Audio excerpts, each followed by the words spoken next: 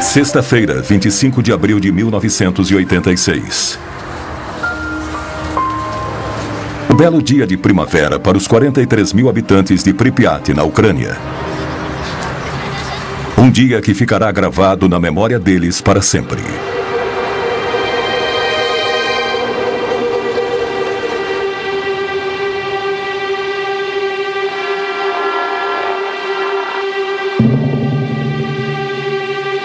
A 3 quilômetros da cidade fica a usina nuclear Vladimir Ilyich Lenin, que emprega milhares de pessoas.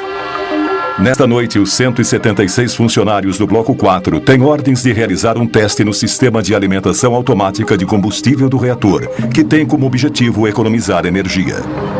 À 1h23 da madrugada, os sistemas de segurança estão desativados e o teste começa. Uma série de explosões acontece dentro do reator. Enquanto Pripyat dorme tranquilamente, o chão da usina começa a tremer.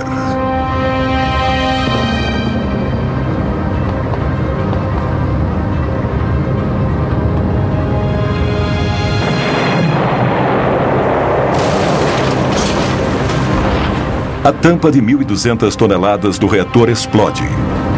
Um fluxo fortíssimo de vapor radioativo começa a jorrar, espalhando urânio e grafite centenas de metros em volta da usina.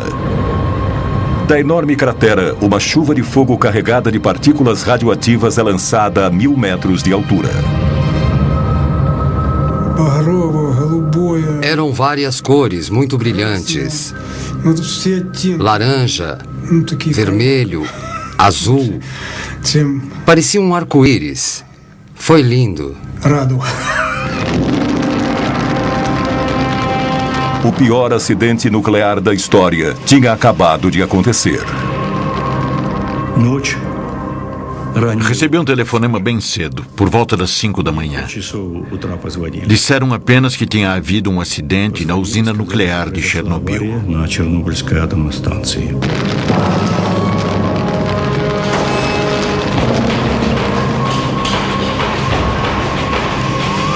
Os primeiros bombeiros a chegarem ao local não tinham o equipamento de proteção adequado. Eles despejaram milhares de litros de água sobre aquele estranho incêndio que nada parecia capaz de extinguir. Todos foram expostos a doses letais de radiação. 2 homens morreram naquela noite, outros 28 nos meses seguintes. Foram as primeiras vítimas de Chernobyl. Ninguém estava preparado para uma crise como aquela. Nos 7 meses seguintes, 500 mil homens enfrentariam um inimigo invisível. Uma batalha cruel e silenciosa que ceifou a vida de milhares de heróis anônimos e atualmente praticamente esquecidos. Foi graças a esses homens que o pior foi evitado. Uma segunda explosão, 10 vezes mais potente do que a de Hiroshima e que teria destruído metade da Europa. Isso foi mantido em segredo por 20 anos, tanto pelos soviéticos como pelo Ocidente. Muitas dessas imagens nunca foram vistas antes. São fotos tiradas por jornalistas que também foram expostos à contaminação nuclear. Alguns deles morreram logo depois. Essas imagens contam a história de uma guerra secreta, cujas consequências continuam 20 anos depois, tornando o desastre ainda pior. Esta é a verdadeira história do desastre de Chernobyl.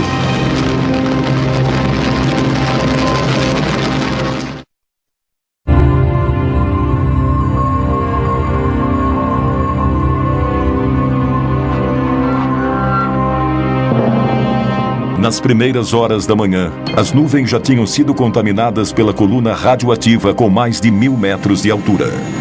Igor Kostin era fotógrafo da agência de notícias Novosti, quando um amigo que era piloto de helicóptero telefonou e se ofereceu para levá-lo para sobrevoar Chernobyl. Tudo o que Kostin sabia era que algo tinha acontecido na usina durante a noite. Ele foi o primeiro jornalista a ver a enorme cratera de perto.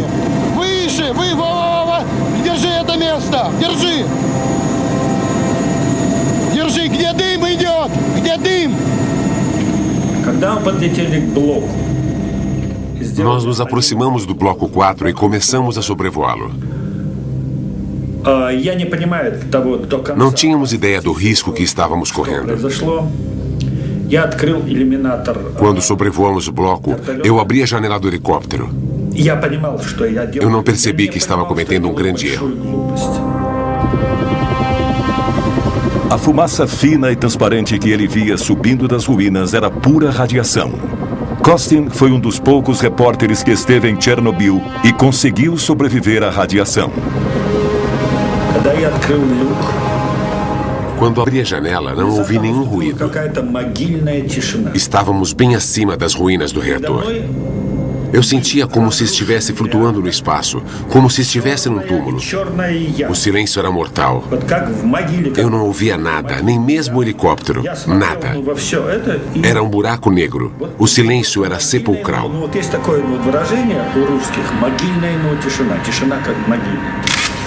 Essa é a primeira foto tirada da cratera. Depois de cerca de 1 minuto, meu equipamento começou a pifar. Não entendi o que estava acontecendo. Pensei que as minhas pilhas estavam fracas. Só pude tirar umas 12 fotos. Quando voltei para Kiev e revelei os filmes, vi que os negativos estavam escurecidos e as cores muito ruins. Eu ainda não sabia, mas as fotos tinham sido expostas à radioatividade. No centro do reator que explodiu, debaixo de 14 metros de destroços, a grafite que revestia o combustível nuclear queimou e derreteu o urânio.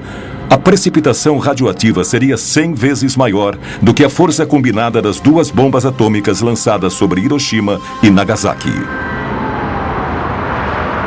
No Kremlin, 8 horas depois da explosão, Gorbachev tinha poucas informações sobre a situação. As primeiras informações que eu recebi falavam que havia acontecido um acidente e um incêndio. Não havia nenhuma palavra sobre a explosão. No início disseram que não houve explosões. As consequências dessas informações falsas foram dramáticas. К решению этой проблемы возникшей.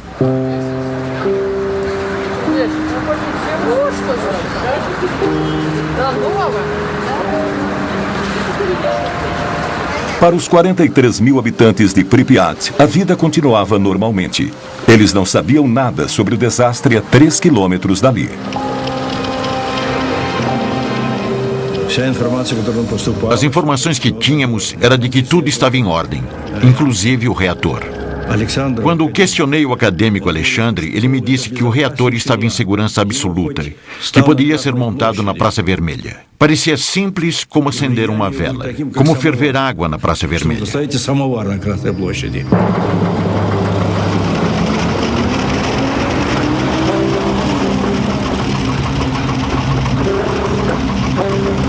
Na cidade, começaram os boatos de que havia acontecido um incêndio na usina e de que algumas pessoas haviam morrido durante a noite, mas não havia nenhuma informação oficial. Os raios brancos nessas imagens são resultado da radioatividade no filme. As pessoas nas ruas olhavam para os soldados mascarados espalhados pela cidade sem entender. O coronel Gremeniuk comandou as tropas responsáveis por manter a situação sob controle. As pessoas sentiam um gosto estranho na boca, um gosto diferente, metálico, um gosto meio ácido. Dizem que a radiação não tem gosto. Só mais tarde é que percebemos que era o gosto do iodo radioativo.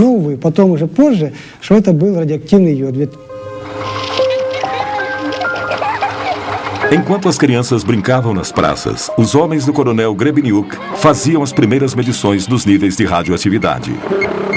Naquele tempo, a radioatividade era medida em unidades chamadas Rontgens. O nível normal de radiação na atmosfera é de cerca de 12 milionésimos de 1 Rontgen.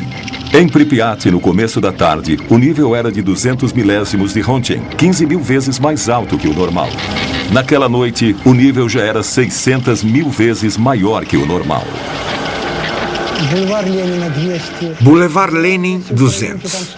Boulevard Rukavina, 250 milirondins. E naquela noite, 7 rondins. Os meus subordinados já estavam começando a achar que as máquinas não estavam funcionando direito. Ou que estavam mentindo para eles. Não sabíamos que o reator ainda estava queimando e que a radiação continuava a se espalhar. Este mapa foi selado com plástico, porque ainda é radioativo.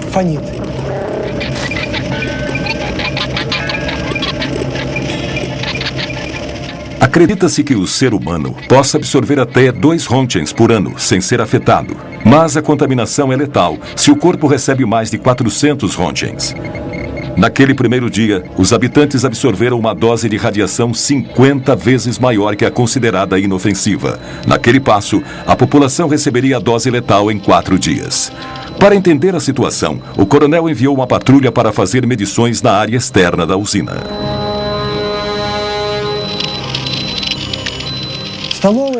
As primeiras medições foram registradas nesse mapa, 2080 röntgens.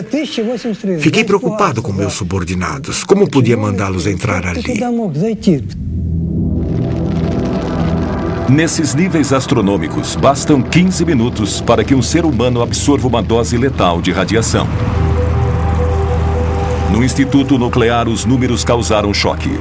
Tais níveis de radioatividade nunca tinham sido registrados antes.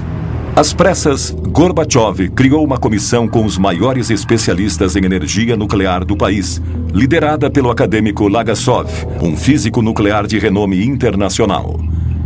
Ele partiu imediatamente para Chernobyl. Esperávamos que eles pudessem avaliar a situação logo, mas nos primeiros dias ninguém pôde nos dizer nada. Foi uma situação dramática. Ficávamos reunidos esperando pelas informações. Exigimos alguma informação, mas eles não podiam dizer nada.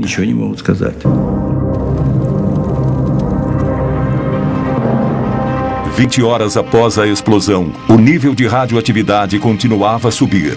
Naquela altura, as portas e janelas já deveriam estar seladas e a população deveria estar tomando pílulas de iodo para combater os efeitos da radioatividade, mas nada disso tinha sido feito. Apesar da tensão crescente na cidade, a população ainda não tinha sido informada da situação. Na época, Yulia Marchenko tinha apenas 5 anos. Ela morava em Pripyat com a família. O pai dela trabalhava na usina. Meus pais me levaram para a escola como sempre. Tudo estava absolutamente normal. Meu pai já sabia que tinha havido um acidente, mas nenhuma precaução tinha sido tomada ainda. 30 horas após a explosão, as primeiras medidas de segurança começaram a ser tomadas. Mais de 1000 ônibus chegaram. Às 2 da tarde, o exército anunciou que todos os moradores iriam ser retirados da cidade.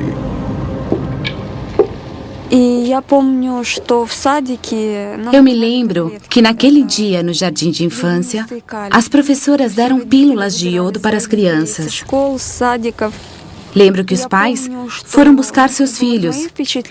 Todo mundo estava apressado, correndo de um lado para o outro, mas não havia pânico.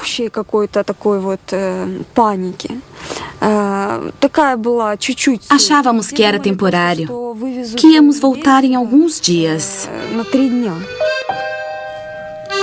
Para evitar pânico, as autoridades esconderam a gravidade da situação. Os moradores tinham um prazo de 2 horas para pegar suas coisas e aguardar na porta de suas casas. Mandaram todo mundo entrar nos ônibus.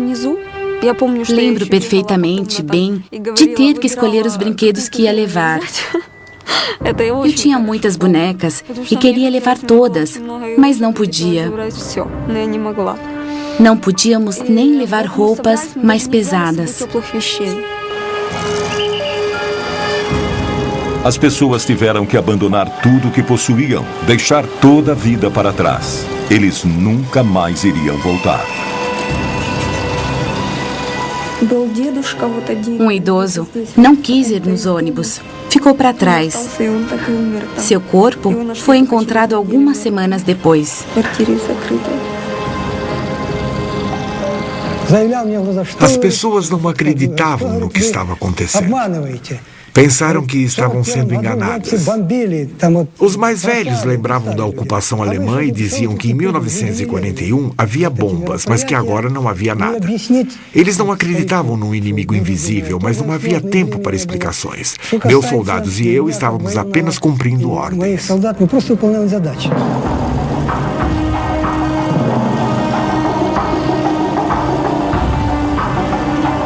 Em 3 horas e meia, 43 mil pessoas foram retiradas contra sua vontade, mas sem tumulto.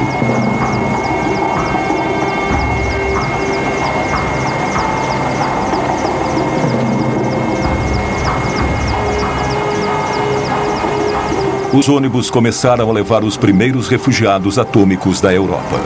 Eles tinham sido expostos a doses de radiação que podiam alterar a composição do sangue e estimular o desenvolvimento de cânceres. Ну, как я нахожу, что, по-моему, скоро его отмоют. Скоро люди здесь будут жить. Ну, еще что вам сказать? Город должен жить. Красивый город. Вот я сейчас смотрю напротив стадиона. Здесь должны дети играть. Ну, без риска, по-моему, нигде нельзя.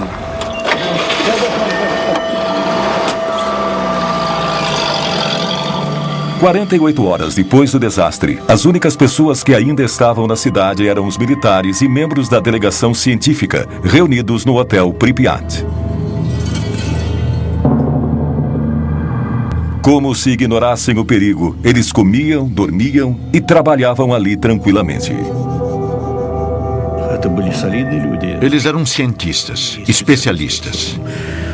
Não acredito que eles agiram de maneira irresponsável ou suicida, mas eles subestimaram a gravidade da situação. Os critérios antigos não serviam mais. Já tinha havido outros acidentes nucleares no nosso país e nos Estados Unidos, mas as informações foram mantidas em segredo. Nunca havia acontecido um acidente de tamanha proporção. Eles até achavam que o reator estaria operacional em maio ou junho. Enquanto isso, o vento começou a levar nuvens carregadas de partículas radioativas para o norte. Entre 26 e 27 de abril, elas circularam por mais de 1.000 quilômetros sobre a Rússia, a Bielorrússia e o Báltico. No dia 28, as nuvens chegaram à Suécia, onde o aumento da radioatividade foi detectado perto de uma das usinas nucleares da região. Logo depois, os noticiários da TV alertavam a população. A poeira radioativa de Chernobyl estava caindo sobre Estocolmo. Um esquadrão de caças foi enviado para fazer medições nas nuvens. O nível de radioatividade indicava um grave acidente. 60 horas após o desastre, nenhum comunicado oficial tinha sido enviado para fora da União Soviética. O ministro das Minas e Energia sueco me telefonou na segunda. Eu estava no escritório em Viena e ele me disse que tinham registrado níveis altíssimos de radioatividade nas proximidades da usina nuclear de Forsmark, no leste da Suécia. Eles concluíram que a nuvem tinha vindo de fora. Me perguntaram se eu sabia alguma coisa a respeito e eu disse que não, mas que ia investigar. Entramos então em contato com a Polônia. Apesar de não terem uma usina nuclear, podiam ter tido algum outro tipo de acidente. E é claro, entramos em contato com os russos. O que havia acontecido? Uma explosão? Nuvens radioativas? Contaminação grave? Foi a Suécia que enviou o alerta para nós.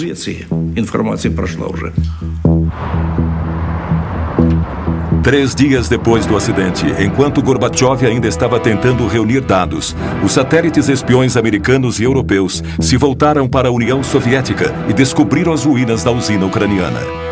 A fumaça que saía da enorme cratera aparecia claramente nas imagens. Naquela segunda-feira à noite, no dia 28, recebemos uma mensagem de Peter Petrovsky, chefe da Comissão de Energia Nuclear russa. Ele nos informou sobre o acidente ao mesmo tempo em que os russos avisavam o resto do mundo. No Politburo, nós decidimos que toda e qualquer informação deveria ser reportada a nós. Por isso, chamei a KGB e ordenei que eles acompanhassem tudo o que estava acontecendo lá e que nos transmitissem todas as conversas dos cientistas. Mandei que enviassem aquelas informações a mim pessoalmente.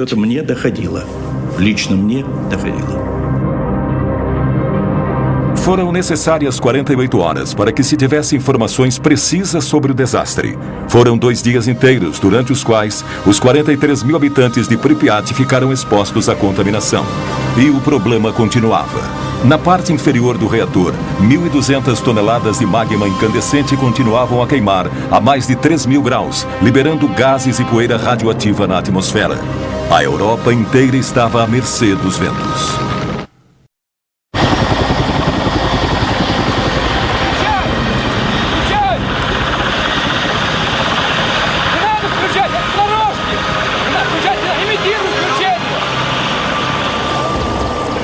No terceiro dia da crise, Moscou enviou o general Antotkin e 80 helicópteros para combater e acabar com o incêndio.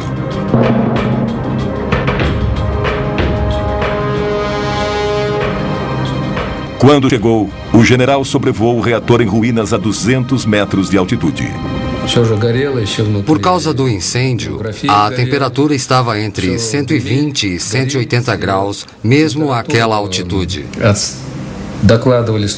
O nosso dosímetro, que é um instrumento que mede a radiação, ia só até 500 rotings.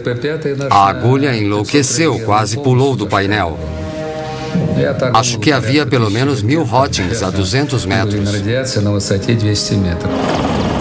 Mesmo àquela altitude, meia hora de exposição poderia ser fatal.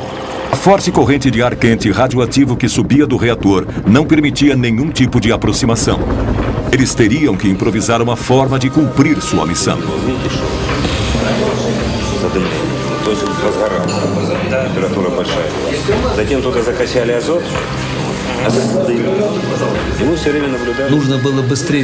Algo tinha que ser feito o mais rápido possível.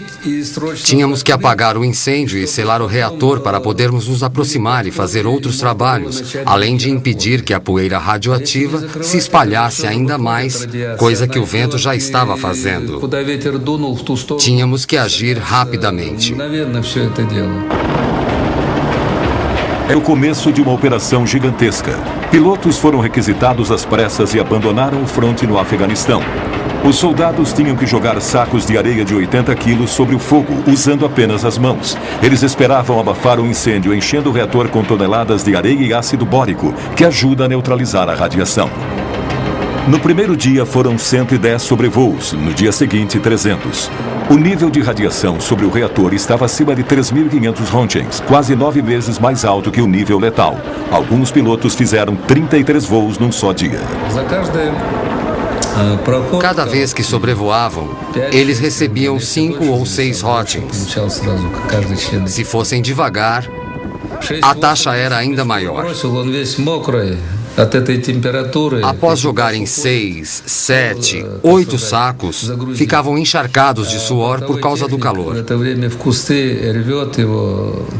Depois de algumas missões, meus soldados iam se lavar e comer, mas logo começavam a vomitar.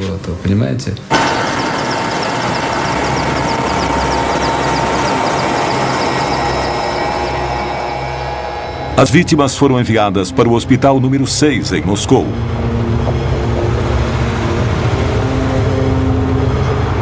Era o único hospital no país especializado no tratamento de doenças e problemas causados pela exposição à radiação.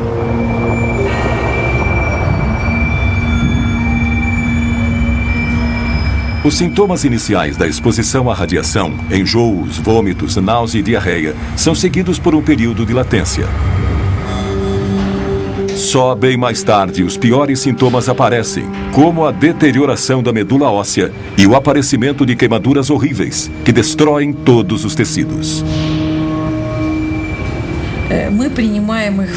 Para nós do hospital era muito difícil ver os pacientes psicologicamente falando. Eles vinham direto do aeroporto e quase todos eram muito jovens.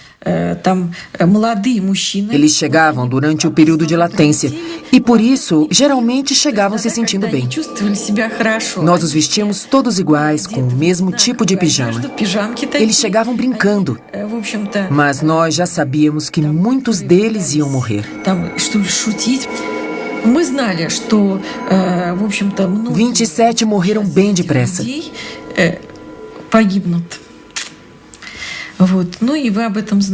Todos tinham recebido doses cavalares de radiação. Estavam todos em péssimo estado. Era muito triste. E todos eles tinham queimaduras terríveis pelo corpo, alguns pelo corpo todo.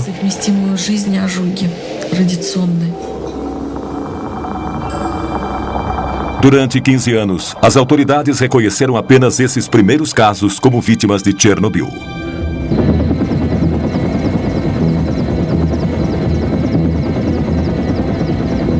A 30 quilômetros a leste da usina, a floresta foi completamente queimada pelo deslocamento de ar radioativo causado pela explosão.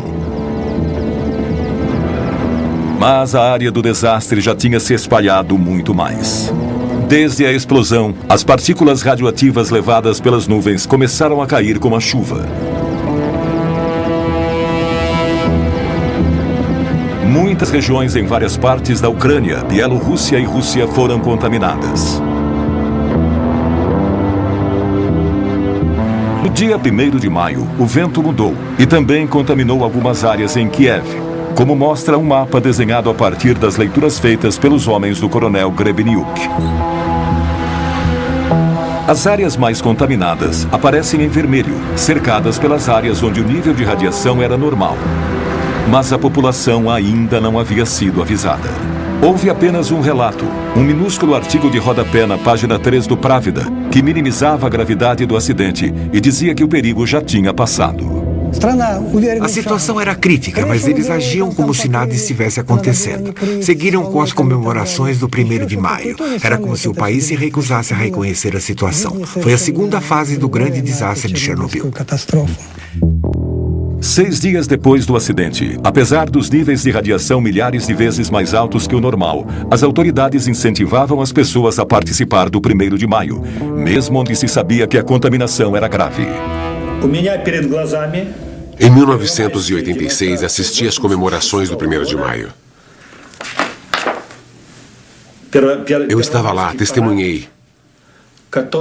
Era a Parada dos Mortos.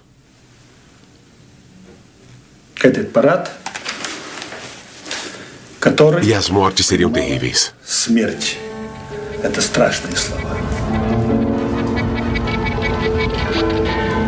Estranhamente, todos os registros do 1º de maio de 1986 desapareceram do Arquivo Nacional da Ucrânia. Só restaram as fotos de Igor Kostin. Sherbitsky, o primeiro secretário do partido na Ucrânia, também participou das festividades com a família, inclusive os netos. Claro que era muito importante para nós evitar o pânico. Se pelo menos soubéssemos qual o nível de radioatividade no ar. Quantas pessoas foram contaminadas durante as comemorações? Nenhum único estudo foi publicado ainda. Vladimir Sherbitsky, primeiro secretário do Partido Comunista Ucraniano, cometeu suicídio pouco depois.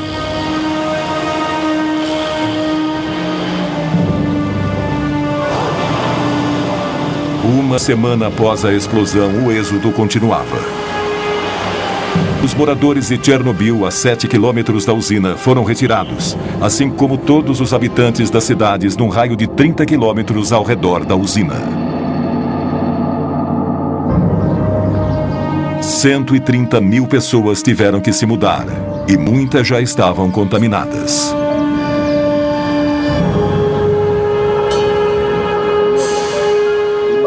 Uma área de 300 mil hectares da Ucrânia e Bielorrússia foi abruptamente evacuada e isolada do resto do mundo.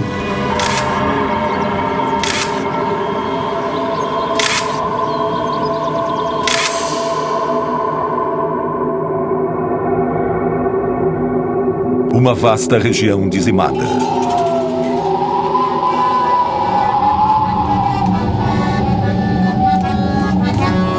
Toda uma cultura arrancada de sua terra natal. Em poucos dias, um mundo inteiro foi destruído por um inimigo invisível.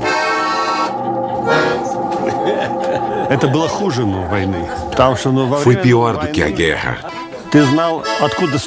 Porque você não via o inimigo. Na guerra, você vê os canhões, as metralhadoras, os tanques. Aqui não se via nada. A radiação estava por toda parte. Ela atravessava as pessoas. Ela ataca e só depois você começa a sentir seus efeitos. Às vezes, anos mais tarde. É assustador.